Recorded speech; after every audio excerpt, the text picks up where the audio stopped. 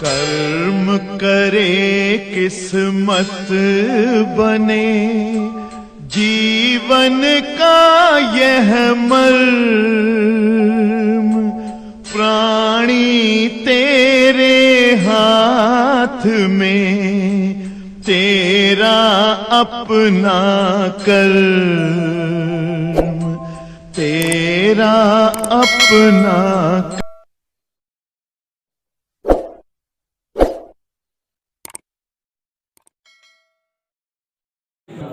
Dear students, all have listen मी।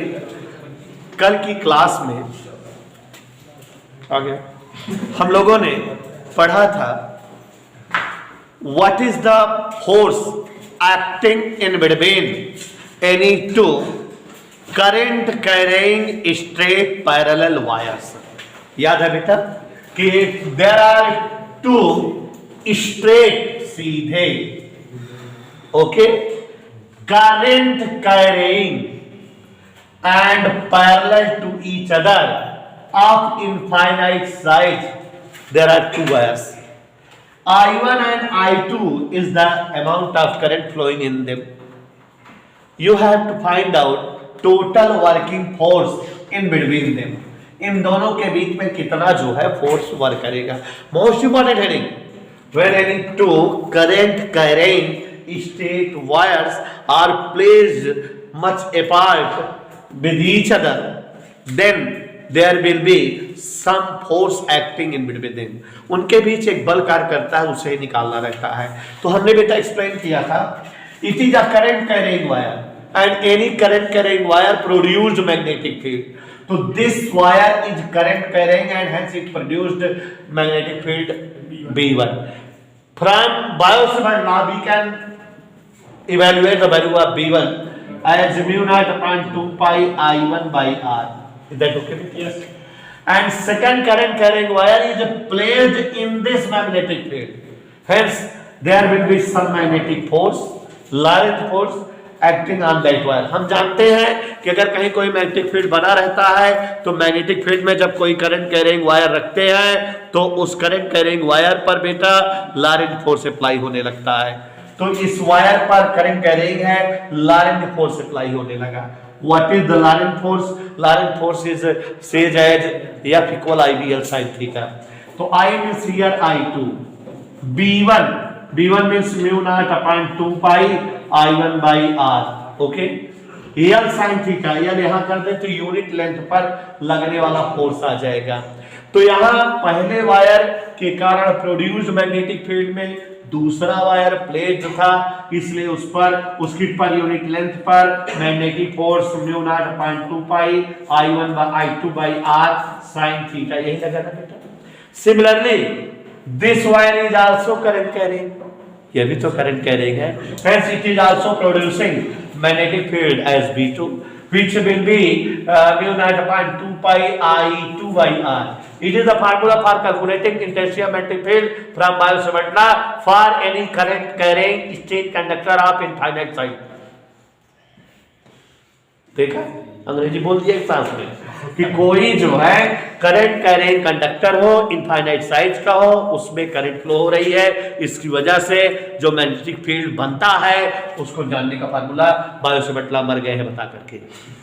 और इस magnetic field में पहला वाला वायर प्रोड्यूस्ड है, रखा हुआ है, सिचुएटेड है, hence there will be some magnetic force acting on this wire which is in the magnetic field B2, and we can calculate magnetic field on magnetic force on first wire F1 by N equal IBL sin theta. So I means I1, here current is I1, B means B2 sin theta, okay। When you put the value of B2, then you have the value of F1 by L equal mu naught upon 2 pi I1 I2 by R sin theta. Look here, when two wires are placed parallel to each other and if they are current carrying and of infinite size, then there will be some force acting in between them and that will be equal to mu naught upon 2 pi I1 I2 by R sin theta for per unit length। समझ में आया बेटा? तेज तेज बोल रहे हैं, कोई दिक्कत तो नहीं है? समझ में आ गया? हाँ बेटा, तो ये आ गया, दोनों बराबर है क्या? हमने बेटा बोला था कि F1 और F2 दोनों बराबर है, तो इसको F सपोज कर लें, तो it you can say the value of magnetic force acting in between two wire F by L equal mu naught upon 2 pi I1 I2 by R sin theta. याद आया? And if same current is flowing in them, अगर दोनों wire में same current flow करे, I1 और I2 दोनों same हो और I हो, तो यहाँ I1 और I2 की जगह I into I means I square upon R हो जाएगा। तो ऐसे फार्मूला आ गया कि नहीं? तो जानवी बेटा इस बात को जीवन भर याद रखना कि अगर तुम्हें कभी गलती से दो करंट कैरिंग इनफाइनाइट साइज वाले वायर्स मिल जाए, तो पैरेलल रखने पर उनकी पर यूनिट लेंथ पर जो फोर्स वर्क करता है वो कितना होता है? F by L mu naught upon 2 pi I square by R sin theta. समझ है बेटा? अब यहां मैं तुम्हें एक सेटिंग बताना चाहता हूं, बताऊं? ये समझ में आ गया कि नहीं?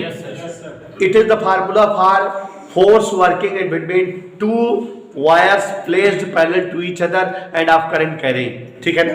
दो करंट कैरिंग वायर जब एक दूसरे के समांतर एक दूसरे को दूरी पर रखे जाते हैं तो उनके बीच इतना ही बल लगता है कि नहीं? ये फार्मूला है बल का। तो अब यहां पर देखो, if wires are at unit length, क्या बोले हम बेटा? माने दोनों वायर के बीच की गैपिंग को 1 बोल दें। दोनों wires are at unit length, नहीं समझ आया? और बेटा theta is 90 means perpendicular force applied हो, नहीं समझे? एल यूनिट हो, इसको खत्म कर दिए, और फोर्स की वैल्यू 2 × 10⁻⁷ न्यूटन हो। ये इतना चीजें समझो बेटा। जानवी क्या बोल गए हम? ध्यान से देखो, बहुत ऊंची बात है ये, आसिफ जानकारी समझो अपनी। If R is unit, L is unit, theta is 90 degree and F is 2 × 10⁻⁷ newton, then what happened? क्या होगा? इतना समझ में आ रहा है कि नहीं? ये कहानी कब लगेगी? जब दो वायर हो, करंट कैरिंग हो, एक दूसरे के पैरेलल हो और इकाई दूरी। अब इसको पूरा बोल सकते हो आप, if two current carrying wires are placed at unit distance, है ना? कैसे डिस्टेंस पर हो, और उनके यूनिट लेंथ पर परपेंडिकुलरली यदि इतना फोर्स वर्क करे, नहीं समझे? If two current carrying wire of infinite size are placed at unit length and same current is flowing in them, then total force working perpendicularly for per unit length is if 2 × 10⁻⁷ Newton. समझ गए बात मेरी ना? कि अगर इतनी दूरी पर कोई वायर हो जो करंट कैरिंग हो, जिनमें सेम करंट फ्लो हो रही हो, और उन वायर पर परपेंडिकुलरली उनकी यूनिट लेंथ पर इतना फोर्स लग रहा हो, तो क्या होगा? चलो, ये जो बात है इसको बहुत विद्वान वैज्ञानिक थे, उन्होंने बताया था, और मैं आज आपको बता रहा हूं, मैं भी विद्वान हूं। तो अब देखो यहाँ क्या होगा, इधर देखो, ये आपकी जगह क्या पुट कर दे, अभी मजा आ जाएगी। ईयर की जगह क्या पुट कर दे? अब सिद्धांत जी ये क्या है? μ0/2 पाई, इसकी वैल्यू क्या होती है? 2 × 10⁻⁷ होती है। ये क्या है? आई स्क्वायर, आई के बारे में बातें नहीं की हमने। आर क्या है? sin 90। ठीक है बेटा? This cancel this cancel this, 1 equal I square sin 90 means 1 means you can say I square equal 1, hence I will be 1 means 1 ampere। माने इतनी कहानी होने पर जो करंट उनपे फ्लो हो रही होगी वो कितनी होगी? और इस डेफिनेशन को ऐसे ही लंतरानी मार के साइंटिस्ट एम्पियर ने निकाला है, और ये बहुत इंपॉर्टेंट टॉपिक है, 2 ही नंबर का आता है, what is the definition of 1 ampere. और ये बेटा स्टैंडर्ड डेफिनेशन ऑफ एम्पियर है, कैसी डेफिनेशन है बेटा?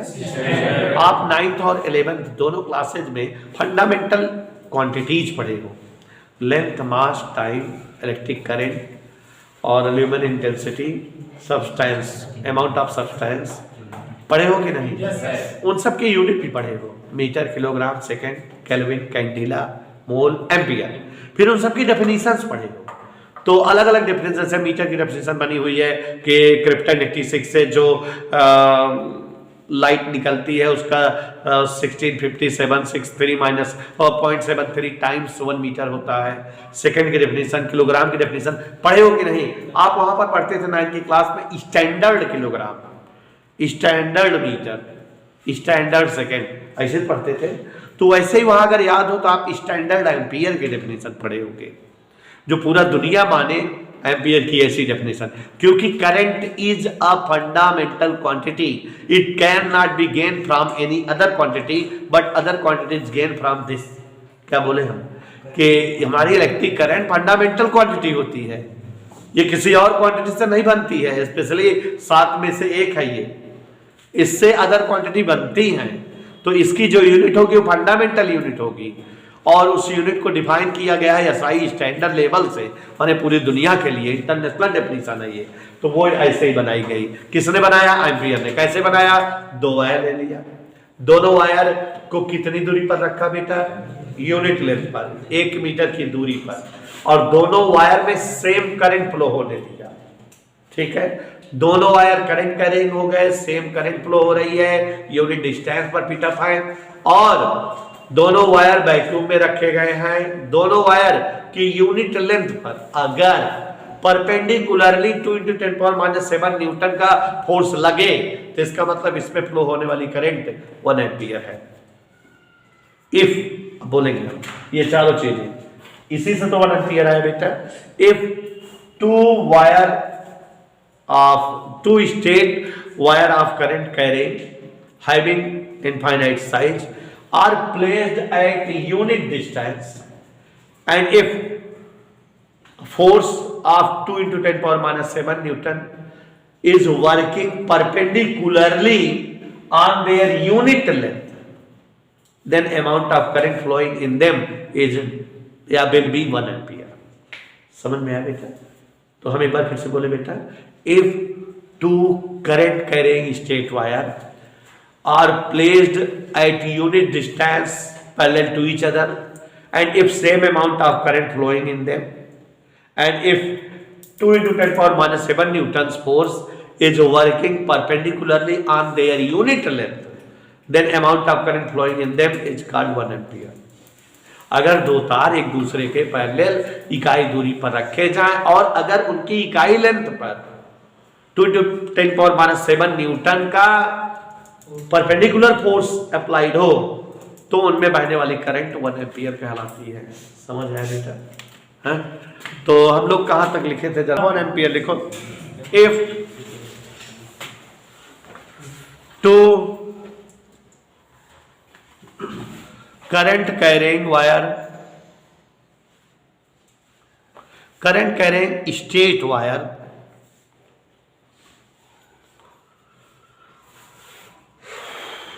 of infinite size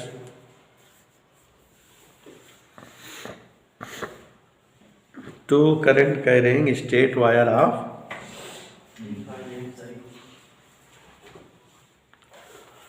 infinite size are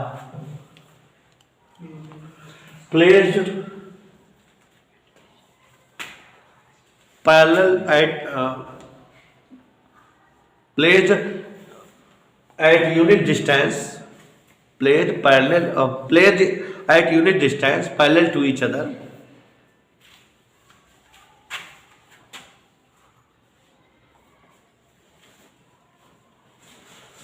and if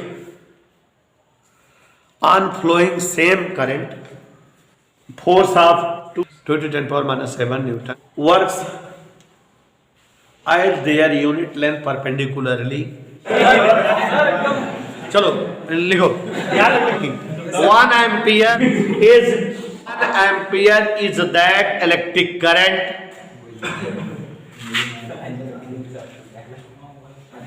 which when passed through two infinitely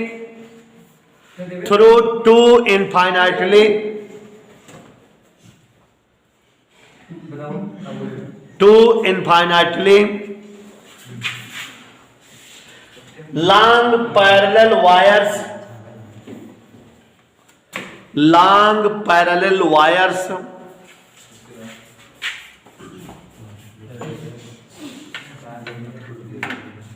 separated by distance 1 meter produces a magnetic force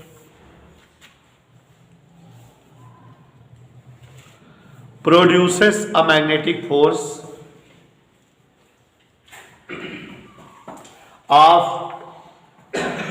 2 into 10 की power minus 7 Newton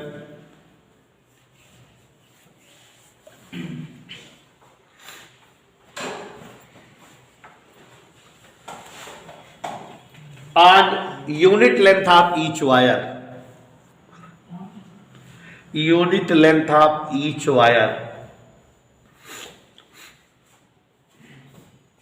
एक बार और बोल दे रहे हैं, मिला लीजिए और समझाए तो हम भाई 1 उल्टा बोल दिए हैं 1 एम्पियर इज, मिला लीजिए 1 ampere is that electric current which when passed through two infinitely long parallel wires separated by distance 1 meter produces a magnetic force of 2 into 10 power minus 7 Newton on unit length of each wire. समझ में आ बेटा?